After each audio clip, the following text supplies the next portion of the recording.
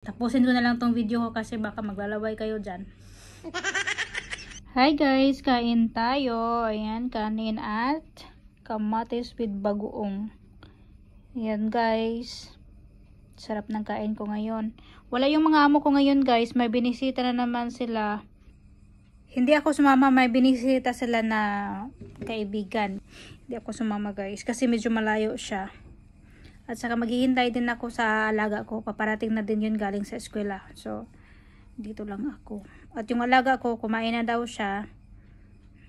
Mahilig kasi yun sa burger. Kaya, ako kanin at saka kamatis na maraming, ay bagoong na maraming kamatis. Yan guys, kain. As in guys, ang bango niya. Yung kamatis at saka bagoong sobrang bango. Nakakatakam. Yan guys, sobrang nakakatakam kasi yung amoy ng kamatis at saka bagoong, as in kung maamoy nyo lang guys, as in sobrang bango. Nagpapalaway lang ako dito guys, pasensya na po. Sobrang sarap ng amoy niya guys, bango ng kamatis. Yan. Saka yung kamatis guys, hindi siya masyadong hinog kaya sobrang crunchy.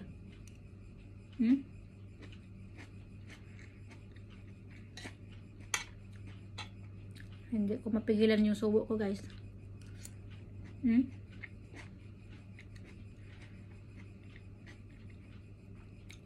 Yung kamatis hinog pero hindi yung overripe na malambot na. Hindi, yung bagong hinog pa lang siya.